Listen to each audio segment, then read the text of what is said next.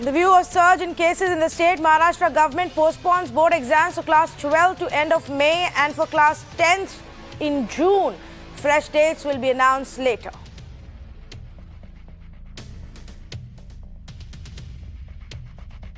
As Uttar Pradesh records a staggering daily case of over 13,000 now for 2 consecutive days. Schools shut till April 30th. Chief Minister calls for a COVID review meeting, but preparations are on for panchayat elections in the state. Election Commission acts on poll code violations in Bengal, bans Mamata Banerjee from campaigning for 24 hours after it says it found poll code violation in 2 instances. Mamata was accused of using religion to ask for votes, and in the other, she has been accused of inciting voters against the central forces. The TMC has hit back at the Election Commission, saying that EC stands for extremely compromised. CBI summons former Maharashtra Home Minister Anil Deshmukh on April 14. CBI is probing corruption and extortion allegations made by former Mumbai Police Chief Parambir Singh.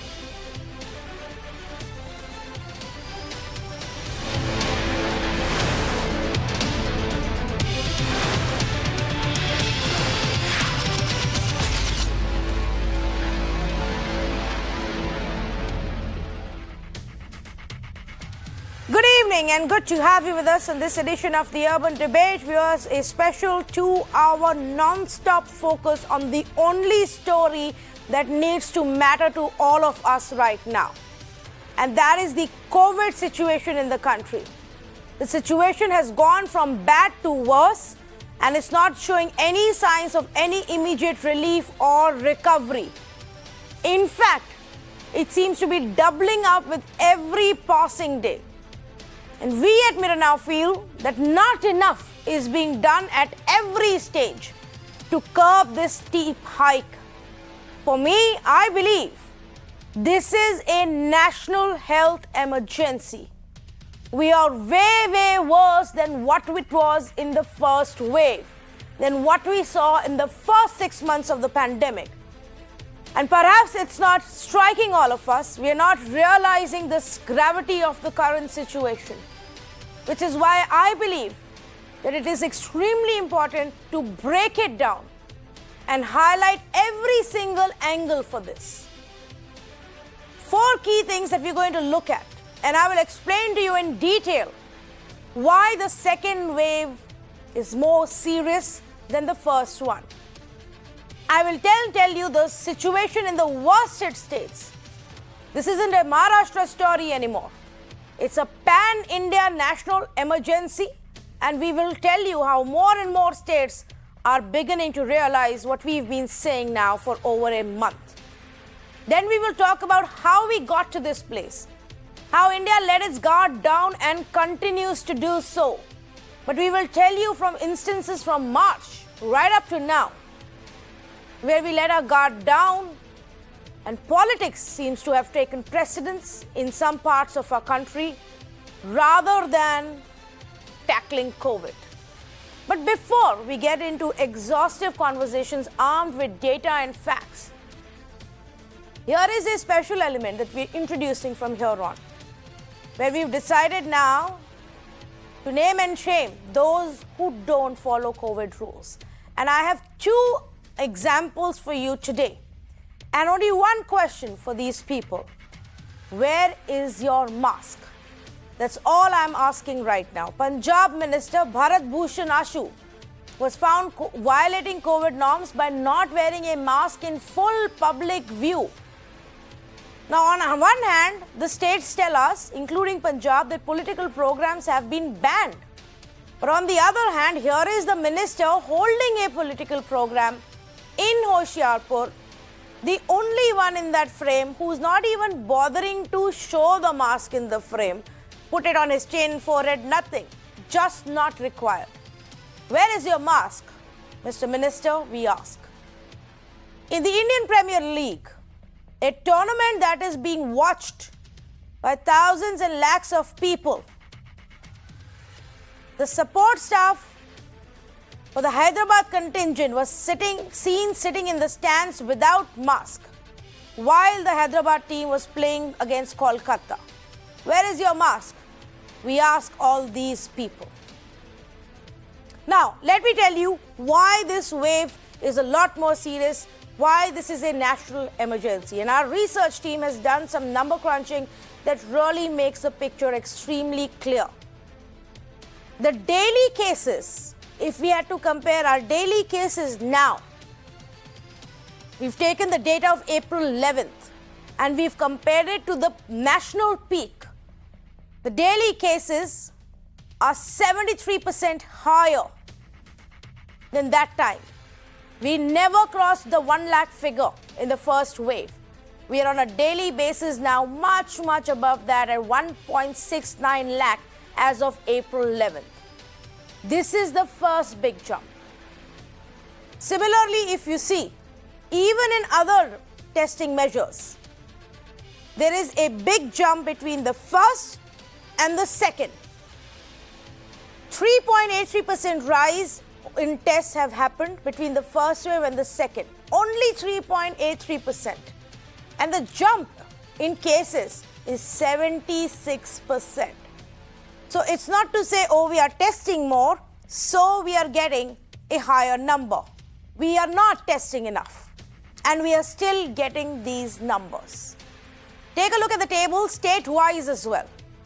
Whether it's Maharashtra or Chhattisgarh, the cases, the daily cases are much higher than what they were registering the first time around. Maharashtra's peak in first wave was 24,600. Its peak in second wave so far has already hit 63,000 cases. Similarly for Chhattisgarh, its peak in the first wave was 3,800 cases. It's now gone on to 10,000 cases. This is the reality, viewers. I'm going to go across to Ayushman first, and then state after state after state, we will give you a picture. But first up, the national picture, Ayushman. Our daily peak has hit 1.7 lakh. We were below 1 lakh in the first round. That's the difference that we are not realizing. And this comes at a time, Tanvi, when the health ministry itself accepts that there are 4 crucial weeks still awaiting for us. So what will happen in next 4 weeks, that remains to be seen at a time when we are holding rallies. And there is a Kumbh Mela going on there, where you have already seen the Uttarakhand government writing to the railway ministry not to allow the trains to come because congregation will start and social distancing is not being followed. Now, Tanvi, if you see the trend of last 10 days, in April alone, you see that apart from excluding these 12 days have beaten the record of past 3 months. So you have the highest number of cases coming every day, and the cumulative number goes past any month that you add in the calendar for past 1 month, past 1 year. Apart from that, Tanvi, if you see the number of variants, the government has always said that the variant is not behind the surge. We are told by the health ministry sources that somewhere it is one of the possible reasons that can be related to that. But it is more important to understand, Tanvi, what is happening at the most crucial level of contact tracing. Now, in the smaller states, we are being told when you have 30 to 40 cases, when the cases are in the preliminary state, you can still ascertain the contacts for about 10 people to 12 people. How do you do that when you have 10,000 to 12,000 cases? Now, this is exactly happening in Uttar Pradesh, Delhi, Madhya Pradesh, Tamil Nadu, and other places. The stricter norms are not being implemented when the case rise is low. Contact tracing is not being done. Quarantining of the contacts are not being done. This is what we are being told by the health ministry sources, that somewhere when the case numbers goes down, the state officials take it lightly, and that's when the pandemic hits back and you start seeing number rising. Now, in the state of Maharashtra, you can't really do a physical contact tracing because you have over 60,000 cases. But in the state of Uttar Pradesh, Assam and West Bengal, how much of contact tracing is taking place? Now, when the elections will be over, you will see the result of these gatherings when the testing takes the precedence. Because right now, the states are not even testing 50% of their capacity. Now, the most important aspect, and we here remains, is the fact that how much of the states are testing and quarantining contact. That is not happening. Perhaps that is the one reason why out of 1,68,000, even if you exclude Maharashtra, you still have more than 1 lakh cases coming from rest of the country. And that is a reason to worry, because earlier these states were under control and now the pandemic is going into the rural areas and the cases are coming from the far-fetched rural areas where the health infrastructure is really bad. If the governments have prepared the health infrastructure in the metropolitan, you still see the beds are not available in Surat, in the other tier 2 cities. What will be happening to the rural areas, that remains to be seen in the coming days, Tanvi. But testing and contact tracing is something which the state governments at the ground or the district levels have not really worked upon. Oh, yes, absolutely. And you know, it actually boils down to every single ground level authorities and what they're doing. But even at the central level, Ayushman, we need more answers. We're not even having our daily briefings anymore.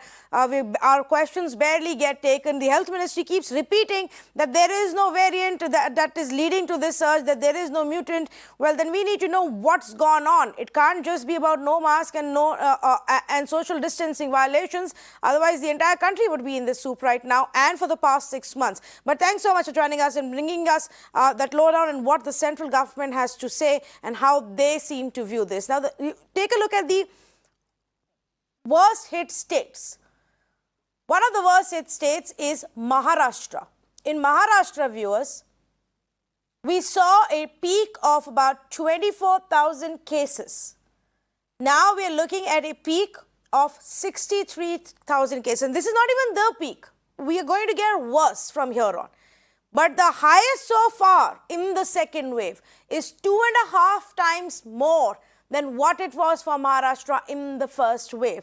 The highest so far in Chhattisgarh is 2.7 times more than what it was in the first wave. The highest that it was for Madhya Pradesh in the first wave, it's 2.7 times higher even this time around. These are the states which are worst hit. And in each of these states, there's a staggering daily rise that we are looking at. I want to go across to Vinay Tewari, who's joining us on this conversation. Vinay, just to reiterate why we are doing this special conversation is because we believe it's a national health emergency. And our numbers show that if you compare it to the first wave, and it's an even bigger problem because we don't seem to be treating it like an emergency.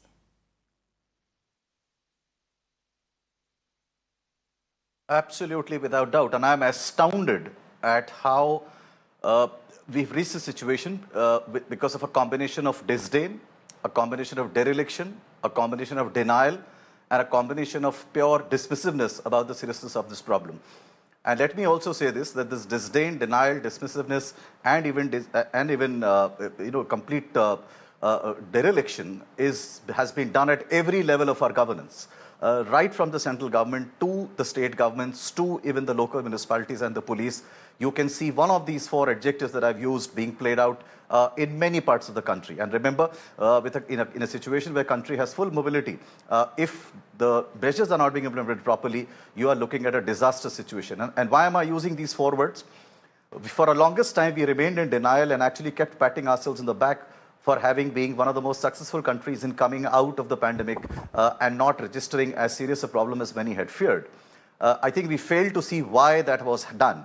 Let's also give credit where it's due. The first time last year, there was a control on the pandemic because there was decisiveness in taking decisions. The central government moved quickly. The Prime Minister took charge of the situation, and we centralized and used a central law to impose a universal restriction across all the entire country. I understand that obviously with economic compulsions weighing very heavily on mind, it's not possible to have a national lockdown. But then the NDMA Act is not just about declaring a lockdown. There are many other measures that could have been done at a national level without ensuring economic blockade. I see no reason why cricket matches, the bilateral matches had held with 50% capacity crowd being allowed to sit. I see no reason why large religious gatherings, and remember today's data, the police control room's data from Uttarakhand on Kumbh has just told us that almost 3 million people have already taken the holy dip. And remember, Kumbh is a festival that's attended by people from across the country. There is absolutely no way any police officer or any government officer can actually do any kind of contact tracing or even testing of those people. But Kumbh is not the only one. There are many other religious gatherings that were happening. There is an election going on in 4 states. And if you look at the states, it looks like the country has no pandemic at all. Rallies are happening just exactly how they were always happening, where lakhs of people are turning up. None of them. And we have visuals from virtually every single political party's rallies. Less than 5% or 10% people are wearing masks in any of the rally. The leaders are not making any requests or even exhortations to people to wear those. We are caught between now trying to figure out whether we should allow the federal form of governance to continue, where states should take their own call, or should the central government take charge of the situation and actually mandate certain rules. We are getting caught between multiple stools. We are getting caught between dereliction and disdain. And the biggest and the worst problem of all, the typical Indian habit of having disdain for any rule or regulation, which is seeing people continuing to move around with no masks, or if there are masks, they are neither covering their mouth nor their noses. It's actually an advertisement for a country that is showing itself to be a very, very poor implementer of what should have been a very strict and a normal lifestyle, simply because the rest of the world and many countries in the world are showing what strictness can actually achieve, Tanvi.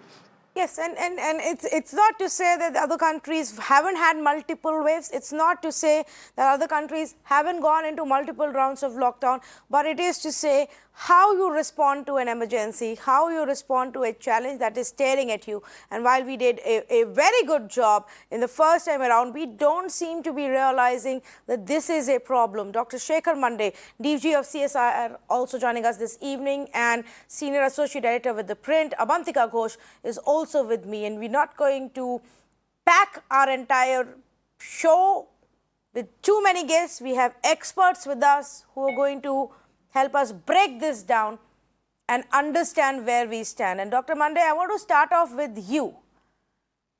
In your view, how do you define the current situation that we are, where cases are many, many times higher in most states and nationally than first time around, and we're still going about pretending as if there's nothing wrong? Yeah, so the rise in number of cases that has happened in the last month and a half, that what we see is very deeply concerning. You know, when by January, we had kind of come to believe that the numbers were going down, and it's possible that some amount of complacency set amongst our people, and that might have actually led to the rise in cases. But the thing is, the way the numbers have gone up recently, initially in the state of Maharashtra, but now in some other states like Chhattisgarh and Punjab and all, is, I think, deeply concerning. And would it just be these states, or should this be a warning for the others, as we've begun to see what's happening even in Uttar Pradesh or Madhya Pradesh, Chhattisgarh, Gujarat, Karnataka? To your mind, Dr. Shekhar Mande, are we headed into a situation where again a lockdown will be inevitable because people don't seem to be following norms? So lockdown or not, I cannot comment upon, but what I can certainly say is in January, when the caseload was actually rapidly dropping, I had at that time warned everyone that the pandemic is not over and we must not forget COVID appropriate behavior. And very recently, about a week or 10 days ago, I had once again warned people of Maharashtra in my Marathi interview, saying that this is the second wave. Second wave is actually more severe than the first wave. But remember, there will also be a third wave, right? I mean, eventually when this number go down, and if we drop our guard, there will also be a third wave. So continuously at the back of our mind, we have to remember that the pandemic is not over until we have really nipped it into the bud. And that's the responsibility of all of us together. It's a collective responsibility of all of us together. Yes, and I'm just going to reiterate this as many times as we can through this entire conversation of what it is that we are looking at. When we talk about the highest cases, we are at a 76% higher level than what we were in our first wave. And experts say that we're nowhere close to peaking in the second wave right now. So we still have at least 3 to 4 tricky, critical weeks to go by. And that's the story in every single state. Avantika, many of the states, of course, we don't even know what the reality is because they have not started tracking or even testing. Would your analysis also show the same? Yes, and I think part of the clamor, I'm not saying vaccines are not important, but a lot of states are basically treating vaccines and contact tracing as either or options. That if I give vaccines to my entire population, I will not have to do the hard part of, I mean, that is the hard part, right?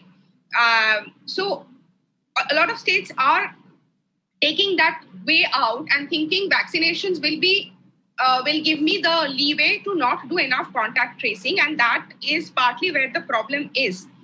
However, I would like to add one thing.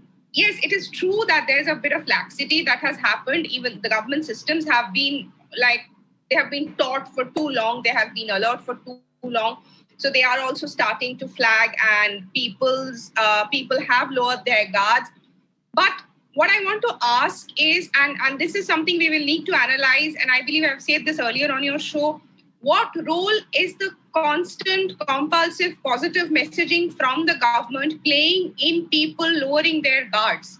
When day after day, the Ministry of Health comes on Tuesdays and presents us with data that shows our deaths per million is among the lowest in the world, cases per million among the lowest in the world. And such is our compulsion to report the positive that by those same metrics, our testing and vaccinations are still way behind global averages.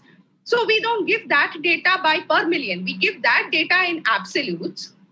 We say that we have tested this many. We say we have vaccinated this many people, but we do not say what is the test per million, what is the vaccinations per million. So when that is the kind of messaging from the government, is it just that people are careless? Yes, people are careless, but there is an element of government responsibility also in that carelessness, because this myth of India being an exception in the global stage in terms of its COVID-19 management has been systematically built from March 2020. Today, if it is falling apart, then it cannot be just the responsibility of citizens. We have been very selective in our information. We still are very selective. We still don't give out data on how many deaths, how many AEFIs after vaccinations. We are not open about that data. So when there is so much positivity around in your messaging, then why is it that people are being blamed now? I completely agree with you, and you know, I would question the people and put a blame on them, except that I don't know how to when we have these large-scale political rallies continuing unabashedly. I mean, on one hand, you have people who are now not just struggling for beds in hospitals and ventilators and running pillar to post, they're also now struggling to find a proper place to bid the final goodbye to their loved ones who've fallen to COVID. And not just in Gujarat, but even in other parts of our country, the cremations are packed and the bodies are piling up at hospitals, at cremation grounds. And that is the reality. And on the other hand, you have these rallies with thousands of people getting together without any mask, without any social distancing. So really don't know what to say anymore in this country. But when we analyze the data for Gujarat, and often it is said that, well, you know, the trend when it comes to Gujarat data doesn't leave us much space to analyze. It just looks a little suspicious like this. But here is the shocking part. Even if we are to say we take it seriously, from January to April, Gujarat registered 100 deaths due to COVID, 99 to be precise, up to 9th of April. And in the last 2 days, Gujarat has registered 100 deaths, the same as the first 3 months. In the last 2 days, and especially yesterday, where 54 people have now died. The crematoriums are full, they're running 24/7, and it's still a problem. Yet the Gujarat government is in denial, Vinay, even to the High Court.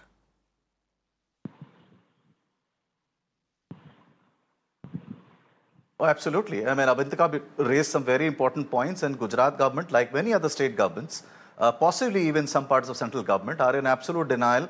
And I think the larger point that Abantika raised is applicable to Gujarat as well. We've developed such a mindset about trying to spin everything into a positive that we are failing to understand that sometimes you need to tell people how bad the situation is. And this fear that somebody will be blamed for it has to be taken away. This is a pandemic and there is no one party or one government that can be blamed for it. Of course, it's not something that India would have bargained for. It's something that started globally and India got impacted by it. But this fear of getting the blame, and in that fear, trying to spin everything into positive is where the problem is. I mean, even in Gujarat, as you rightly said, Tanvi, for a long time, even the last year, the Gujarat was one state which was very badly affected, and you saw attempts and efforts being made to actually manage the numbers or even the headline coming out of those numbers by simply either not sharing the data or sharing it incomplete. And obviously, once the anecdotal evidence started mounting and the pressure started mounting from various other quarters, did the government slightly improve on that? And I see that a similar trend is playing out even now, where in the first couple of weeks or so, there was an extreme denial by the government or almost dismissiveness about anything. In fact, today, and I must point this out, Tanvi, very, very important, in a High Court hearing which was being done when the Chief Justice took the suo motu cognizance of the pandemic and filed an own PIL, the Attorney General actually went to the court. The legal officer of the government actually told the court that it is the media that was not reporting the facts properly. And it took the justice of the court to actually pull the government up and said that this is not the kind of things that you should actually say. And if you pretend and if you portray that you're the best in the country, then you need to start showing that you're the best in the country, and do not give me examples of other states which are possibly worse. So even at this stage, and even in a court of law, you have government lawyers standing there and actually blaming media and headlines for portraying Gujarat as a problem. The fact is that we have a serious problem all across India's western coast, and governments after governments have not been able to handle it, principally because they have been in denial about the problem. And I'm repeating this, Tanvi, that this whole mindset of trying to deny and trying to spin everything into a positive is a very wrong strategy, because sometimes people need to be told that the situation is bad, and only then do they realize the seriousness of it and take corrective measures. Yes, or when they see people around them go through it or go through it themselves, maybe then, because clearly, like Avantika was pointing out, the messaging from the center or even our top politicians isn't the right messaging. But Dr. Mande, let me also ask you more on a scientific basis. I know the center keeps saying that we don't have any direct cause linkage with any kind of mutant or variant. What explains the fast rise, the very, very fast rate of infection that we are seeing this time around? Then can it simply be said that it's because we are not wearing masks? Yeah, it's a very interesting question. So we first go to the fact that after 16 September, the caseload came down rapidly, and we still don't understand how the caseload actually came down. I mean, that's for scientists like us is actually kind of perplexing. Why was actually caseload coming down, despite the fact that the same measures have been followed throughout the pandemic? But then the caseload started going up sometimes in February, and that actually once again is as unexplainable as the caseload coming down. There are multiple reasons when the cases go up globally. I mean, not let us restrict to one particular region of India or India alone, but anywhere in the world, when the cases go up, there are multiple reasons.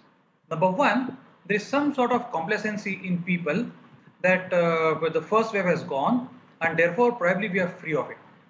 Now, what we have to remember is that all pandemics come in waves, right? I mean, there have been learnings from many past pandemics, and take the example of 1918, 1919 Spanish flu. It came in multiple waves, and when it comes in waves, the second wave and the third wave are more severe than the first wave. That's the biggest learning that we have from history, and let us not forget that. Why does that happen?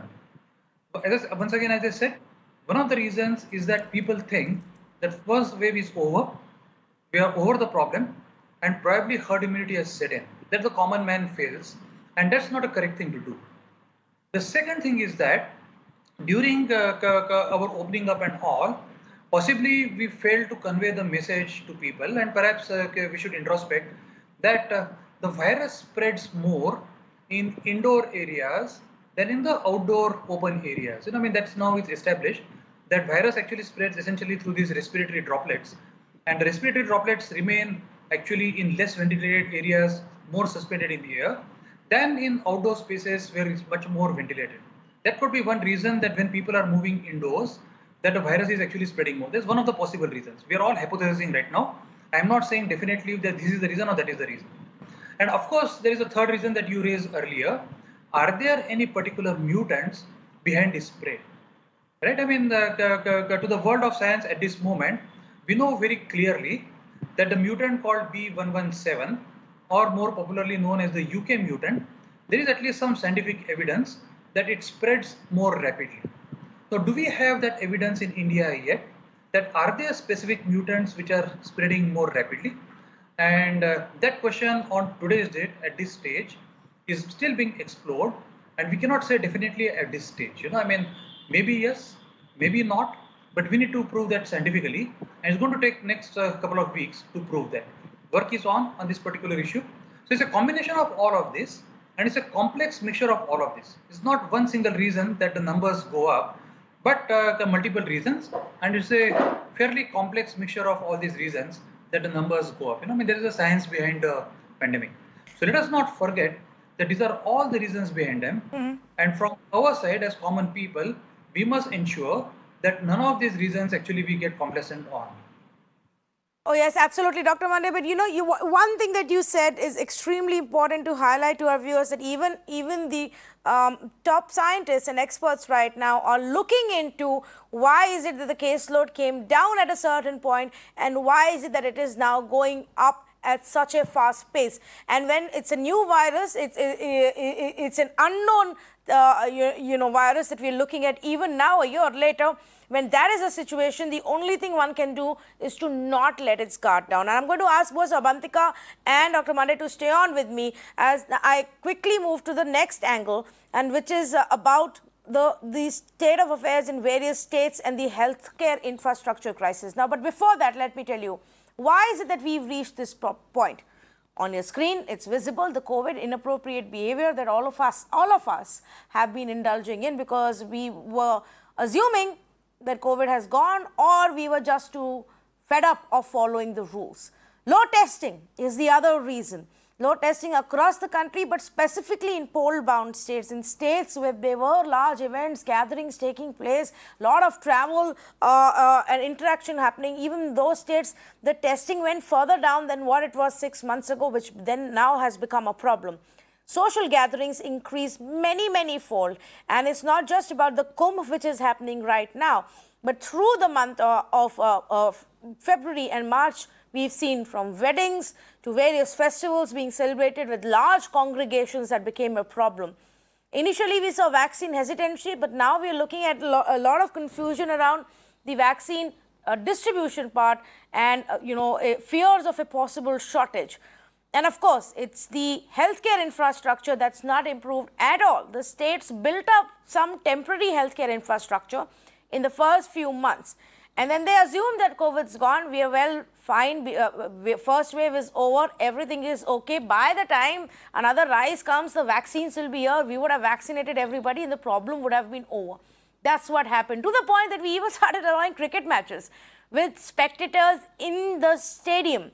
And we said only 50% spectators, but we forgot to see where those spectators are sitting, if they're actually following any social distancing, which absolutely did not take place. And of course, one big point is about tracking international variants, international travelers. It was all on paper. A lot of these rules are on paper, but not really to be seen on ground.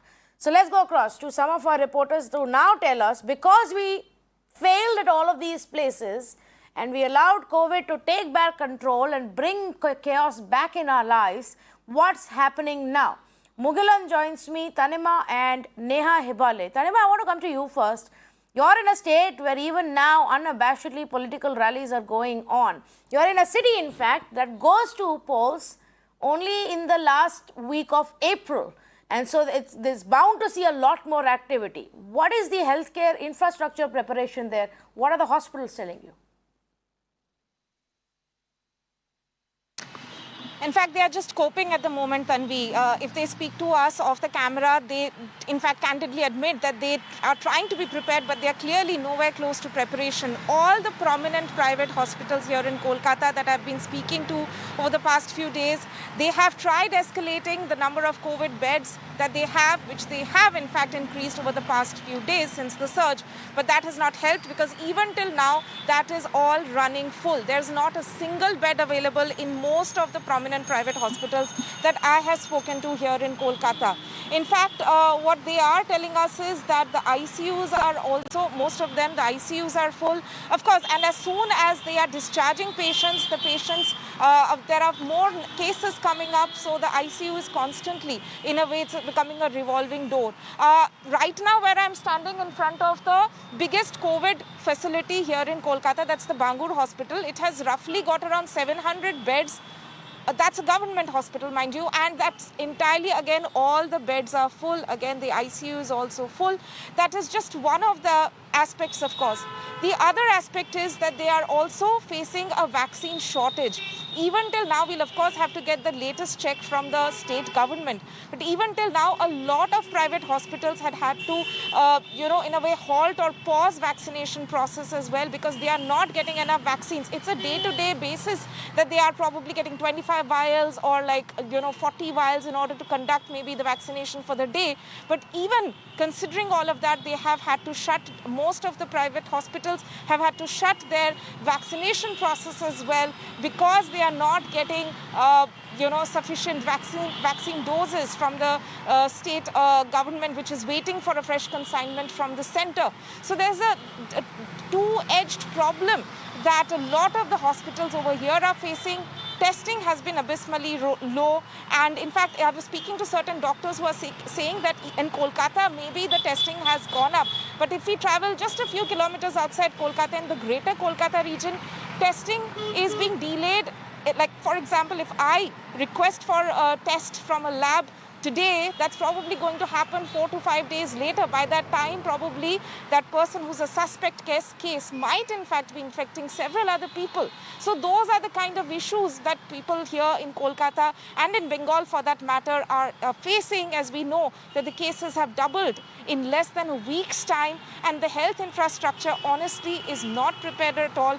Though they are trying, they have scaled up efforts over the past 1 week or so, but that's the status that we can report from Kolkata right now. Tanvi. And I can bet on it. It's not even on the radar of the authorities there. They're currently very, very occupied with elections and what happens next. The most recent one being that Mamata Banerjee has been banned from campaigning for 24 hours. So everybody just sits and wants to talk about that. But Neha, let me come to you next. In Karnataka, the neighbor of Kerala and Maharashtra, the two states that have seen the worst in the last couple of months, Karnataka doesn't seem to have learned any lessons. You are again struggling with beds availability.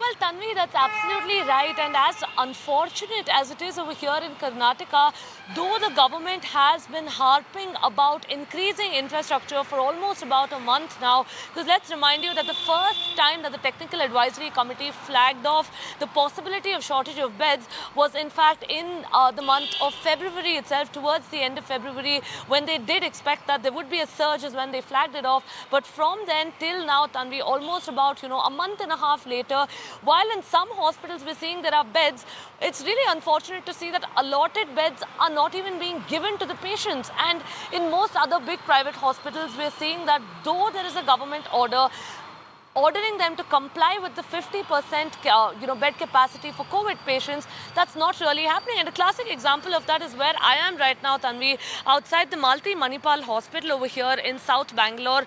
Again, one of the bigger private hospitals in this entire area this is. And, as per the information we have managed to gather from the BBMP portal, Tanvi, This hospital, much like many other hospitals, hasn't reserved a single ICU bed for COVID patients. And talking about the ventilators, in fact, they've reserved only one ventilator. Now, this is pretty much the scenario in many other private hospitals.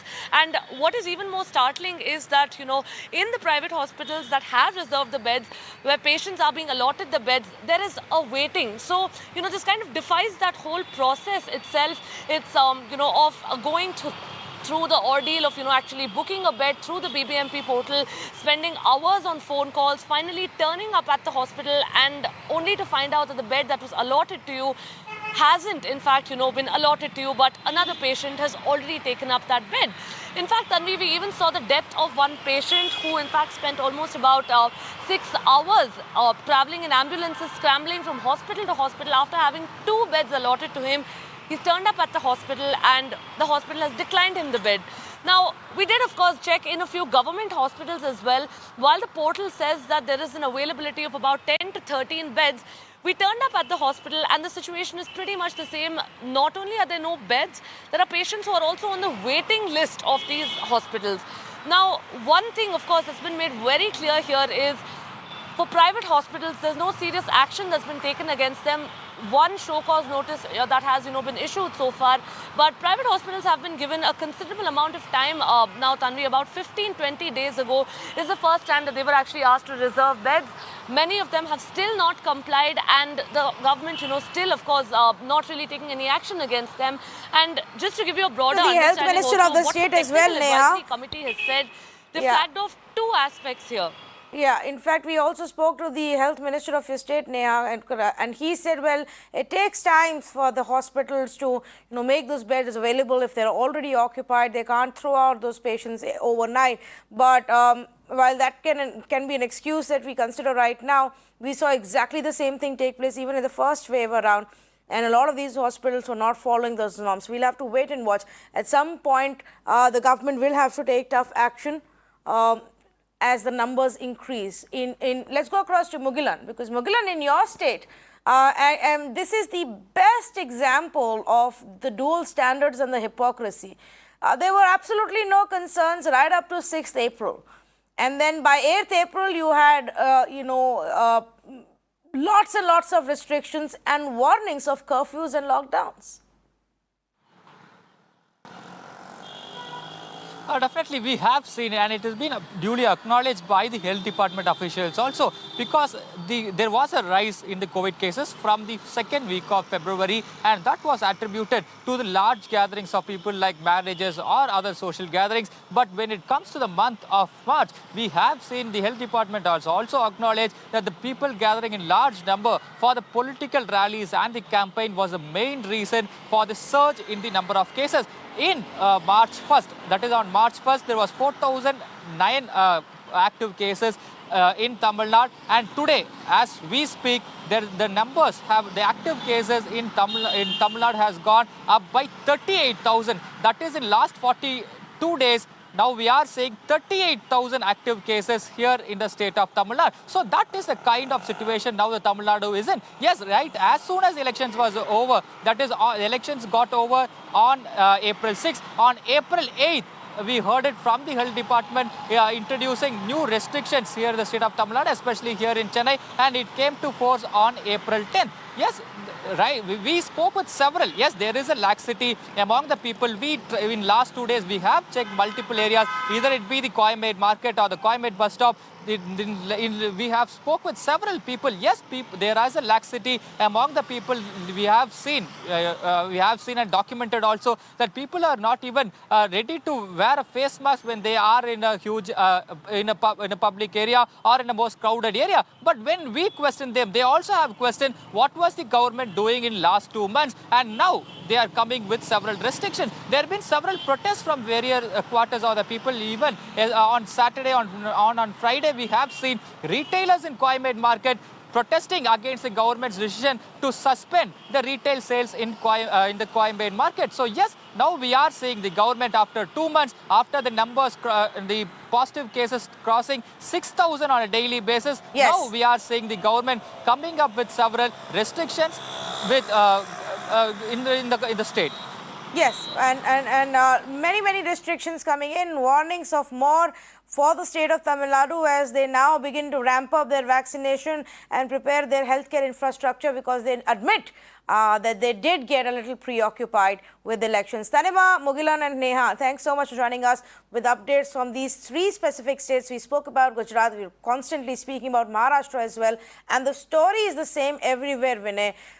It seems that the governments learned no lesson. In fact, if anything, they just got overconfident that the worst is over and forgot all about healthcare infrastructure.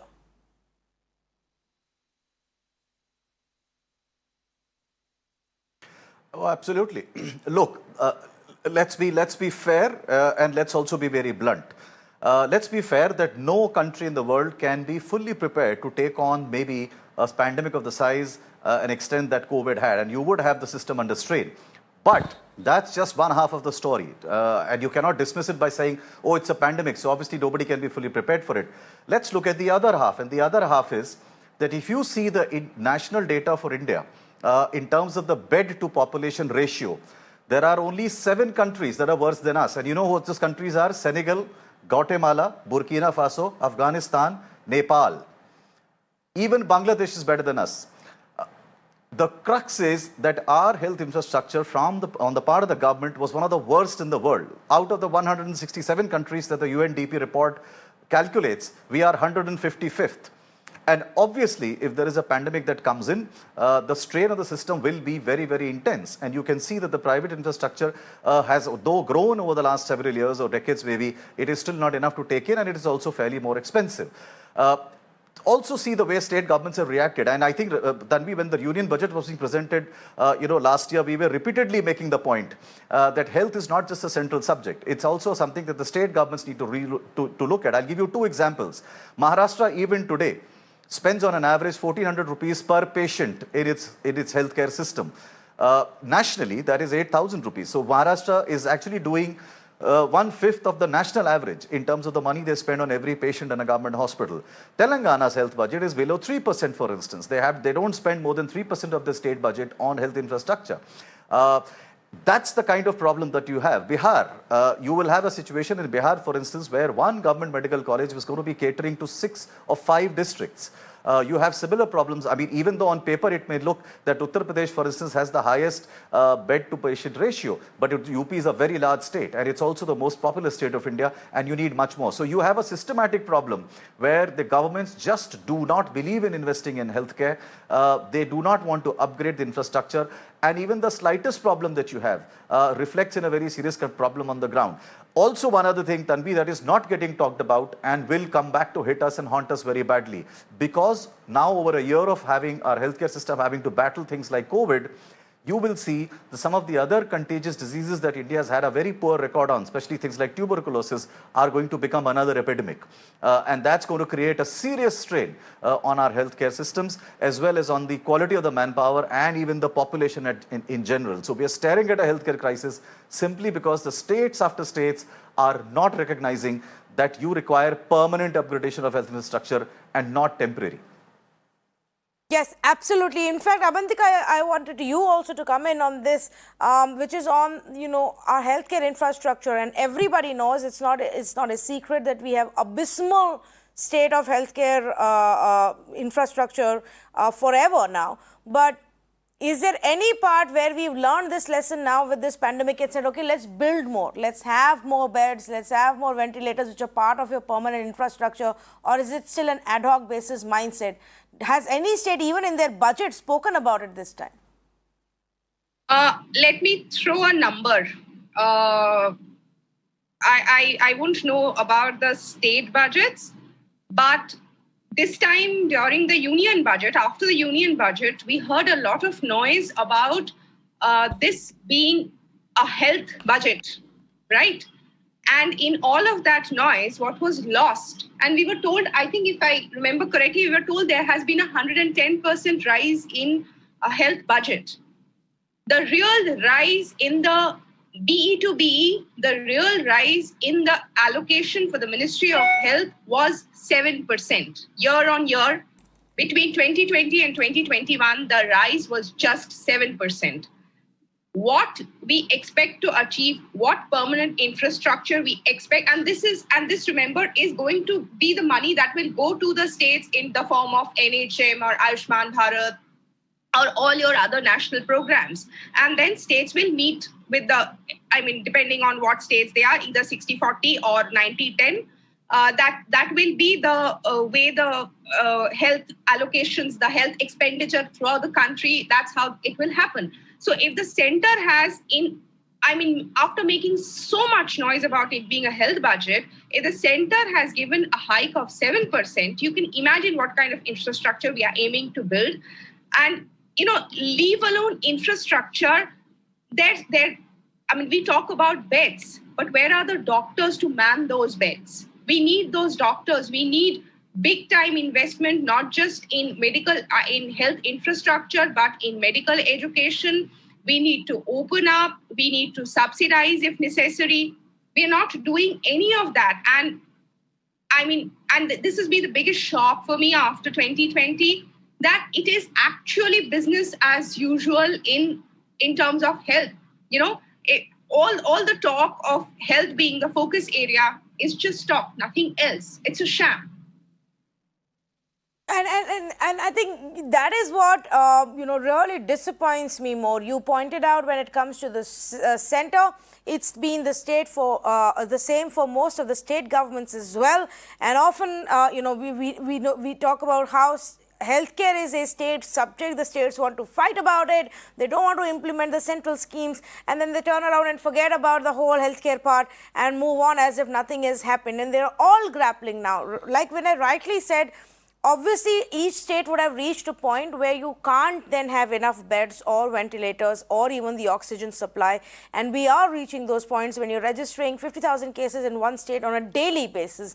But a bare amount to be done and for rules to be implemented, that's all we had to do. Now, let's talk about what can be done. Now, Dr. Shekhar Mande, that's where you can come in. What do we now do to handle this? Obviously, repeated appeals are not going to work, not as long as our netas are out there attending big gatherings and parties. But what should we do to tackle COVID at these current levels?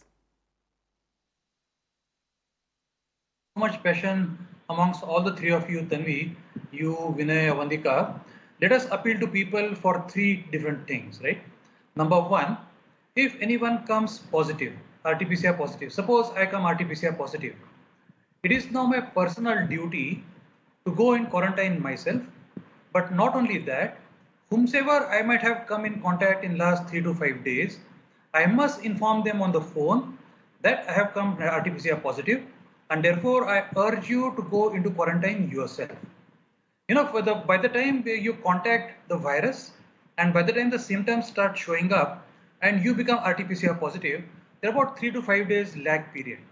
But by the third day, you actually even start transmitting to others. And therefore, it is important that for every person, instead of depending upon healthcare officials and government, person takes a responsibility of informing all those people who had come in contact that please go in quarantine. And then in about 3 to 5 days, please yourself do RT-PCR. And if you are RT-PCR negative, then well and good, come out of quarantine. Otherwise, take precautions. Now, this is a responsibility of all of us together. There's number one. Number two, for some time, let us avoid closed-door social gatherings, marriage parties, birthday parties, and so on and so forth. We know that in closed, less ventilated areas, closed doors, this actually virus has higher probability of transmission. Let us all avoid this, and let us all the three of us appeal very passionately to our fellow citizens that please follow these norms for a while to come. Another thing we need to appeal to everyone, that without mask, nobody should get out of the house.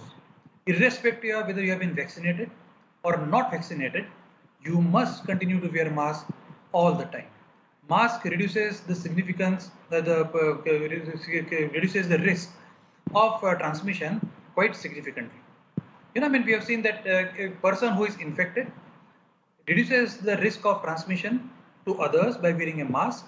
Similarly, person who is not infected reduces the risk of himself or herself by wearing a mask of transmission. So both ways, masks actually help quite a lot. And the last and the most important thing is please go ahead and try to get vaccinated as early as possible. Our best chance to beat the pandemic is following all these precautions and get vaccinated as early as possible. If we follow all this, I am pretty sure we, a collective Indian society, can rise together and beat the pandemic. And that's the appeal that we need to make to people today, that follow all the things that I have said: contact tracing, avoiding indoor parties, wearing masks, and getting vaccinated as early as possible. Dr. Shekhar Mande, before I go to the next angle, I also wanted to ask you if there are any insights or a larger scientific research that shows that even the symptoms and post-COVID, results in our body are changing. If from, the kind of symptoms that we saw first time around, if the impact on our bodies and the organs is more severe the second time around. So it's not the first or the second time around, because what happens is that the disease is only about a year and 4 months old.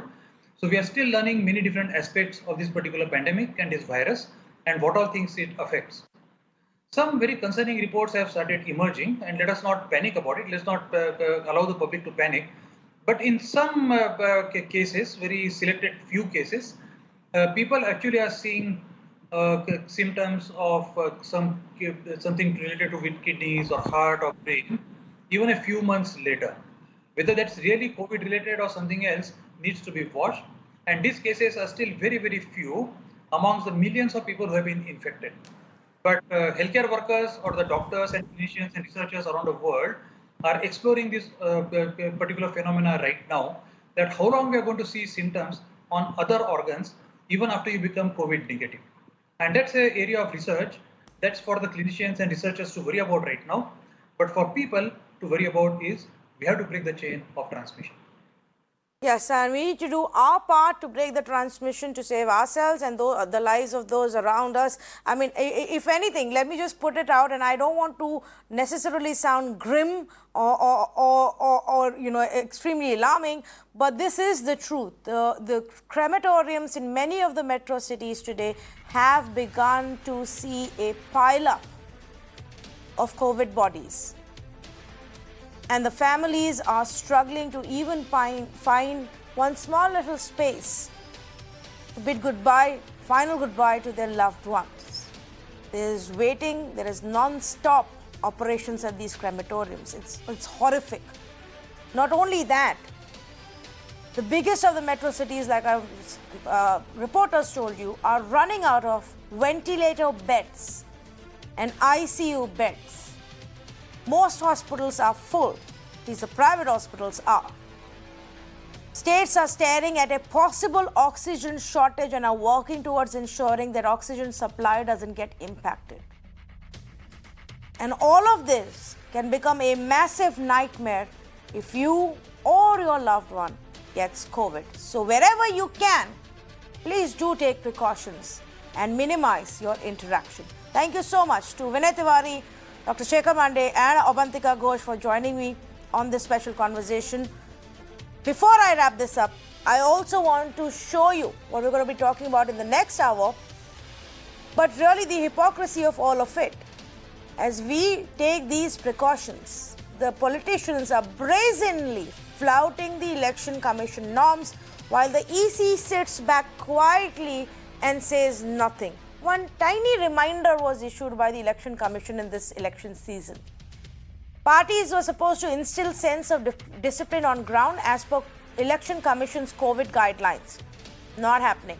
Representatives were supposed to abide by COVID norms. That will be a joke. It didn't happen.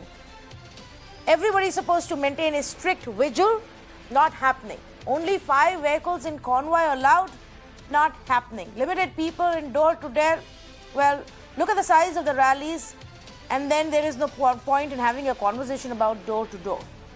None of the EC guidelines are being seriously taken by our politicians today. But keep in mind one thing, viewers. You will be the one who will end up paying the price, even for this. Think about it. Good night.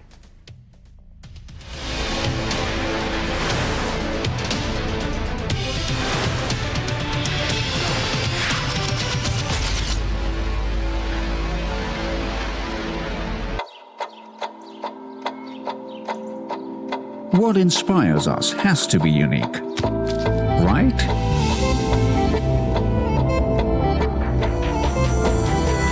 Kia, movement that inspires. क्या ऐसी है? रिश्तेदार time से ना आए तो चले 1.5 ton, full force में आए तो एडजस्ट 2 टन, और जब डिस्प्यूट कमरा खाली कर दे तो एडजस्ट 1 टन। वोल्टास का महा एडजस्टेबल इन्वर्टर एसी एडजस्ट करे अलग अलग टनेज में, मतलब savings ton ton ton.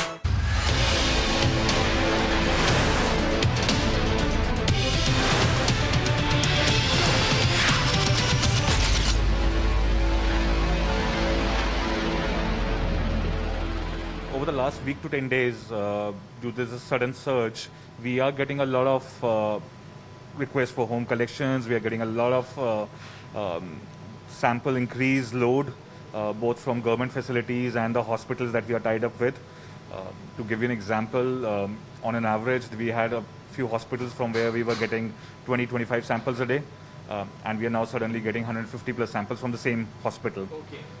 If we were doing about 100 home collections a day, we are now getting requests for more than 500. Obviously, we are not able to cope up with all of them. Yeah. We are still doing about 300 home collections a day, even today.